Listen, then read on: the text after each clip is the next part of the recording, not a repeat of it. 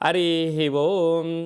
మా ఛానల్కి స్వాగతం. చూస్తున్న వీక్షకులకు ప్రేక్షకులకు ప్రియ కాళ భైరవ భగవద్బంధులకి స్వాగతం పలుకుతూ మమ్మల్ని ఎంతగానో ఆదరిస్తూ ఉండబడినటువంటి ప్రియ సోదర సోదరీమణులకు అందరికీ కూడా నూతన ఆంగ్ల సంవత్సర శుభాకాంక్షలు.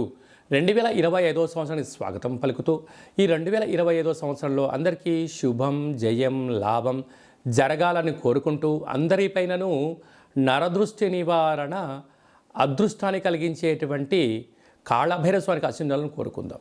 అలాగనే 2025 1 1 2 4 6 అనేటువంటి పరిస్థితుల ప్రకారంగా పూర్తిగా కలిపినట్లయితే 5 4 9 అవ్వడం వలన విశేషమైన పూర్ణ సంఖ్య అంటారు.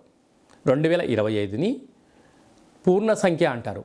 తారీఖును నెలను కలిపినట్లయితే 11 సంఖ్య మంచి లాభ సంఖ్య రాబోతుంది.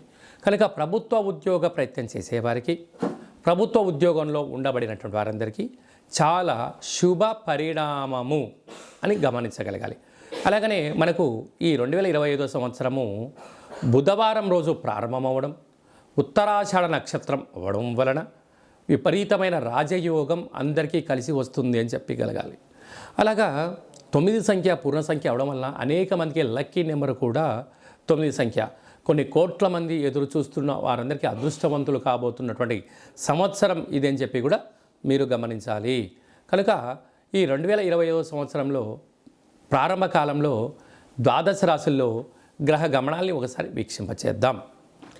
వృషభ రాశిలో దేవగురు బృహస్పతి సంచార స్థితి, మిథున రాశిలో విశేషమైనటువంటి మనకు కన్య రాశిలో కుజ భగవానుడు సంచార స్థితి, అలాగనే కన్య రాశిలో కేతు సంచార స్థితి, ధనుసు రాశిలో బుధాదిత్య రాజయోగం రవి బుధ సంచార స్థితి ఉండడం, అలాగనే కుంభరాశిలో శుక్రుడు మరియు శని సంచార స్థితి, మీనరాశిలో రాహు సంచార స్థితితో నూతన ఆంగ్ల సంవత్సర ప్రారంభ కాలంలో గ్రహ గమనాలు ఈ విధంగా ఉన్నాయి.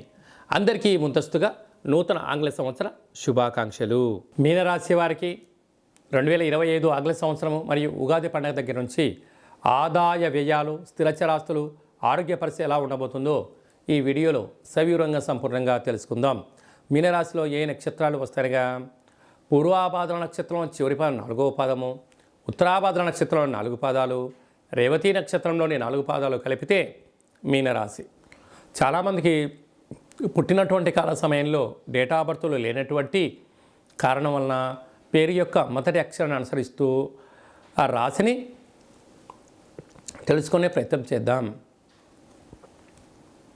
దు, శం, జ, ధ, దే, దో, చ, చి అక్షరాల వారందరూ కూడా మీనరాశి జాతకులు. మీనరాశి యొక్క అధిపతి దేవగురు బృహస్పతి. ఈ సంవత్సరం ఆదాయం 5, వ్యయం కూడా 5. అంటే ఎంతైతే అవసరాలు ఉన్నాయో అంతే మీరు సంపాదించబోతున్నారు.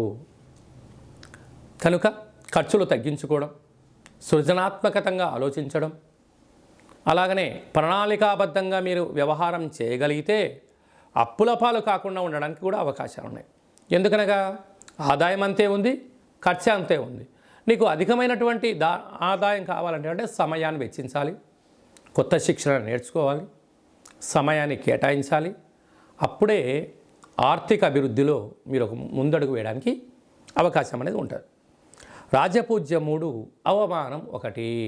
అంటే నువ్వు చేసేది మంచి పని వలన, సత్కార్యక్రమం వలన మీకు మంచి సమాజంలో పేరు, ప్రతిష్ట, రాజగౌరవం మీ సొంతం కాబోతుంది. అలాగనే పూర్వాభద్ర నక్షత్ర జాతకులకు మధ్యసున్న కారణం వలన 2025 ఆగస్టు నుండి డిసెంబర్ వరకు మధ్యసున్న కారణం వలన మనోవేదన, కనుక ఆర్థిక ఇబ్బందులు పొంచి ఉన్నాయి. తస్మాత్ జాగ్రత్త. కనుక 1వ తారీఖు నుండి మార్చి 30 వరకు ఉగాది పండగ వరకు ఒకవైపు గ్రహస్థితి అనుకూలంగా ఉన్నట్లయితే 2025 మే నుండి 4 పెద్ద గ్రహాలు మారడం వలన అర్ధాష్టమ గురువు, రాశిలోకి శని భగవానుడు, వ్యయంలో రాహు సంచార స్థితి, అనేక రకాలమైన పరిస్థితి ఉంటుంది. కనుక ఒకవైపు ఏళ్ళనాటి శని యొక్క ప్రభావం రాశిలోకి రావడం, అర్ధాష్టమ గురువు, వ్యయంలో రాహు అంటే ఆరోగ్య పరిస్థితిని చక్కబెట్టుకోవాలి. వేలకు తిండి, వేలకు నిద్ర, ఆసనం, వాక్శక్తి, ఇచ్ఛాశక్తి, క్రియాశక్తి, జ్ఞానశక్తిని ఏర్పరచుకోగలగాలి.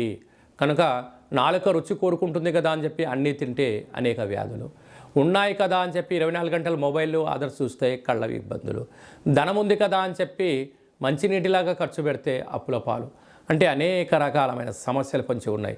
కనుక ఇలాంటి కాల సమయంలో మౌనం, ధ్యానం, ఏకాగ్రత, లక్ష్యం, ఒక నిర్దిష్టమైన ప్రణాళిక, ప్రతిరోజు సూర్యోదయం మునుపు రోలేయడం, సూర్య నమస్కారాలు చేయడం, సూర్య ఆసనాలు వేయడం, ప్రకృతితో మమేకమవడం,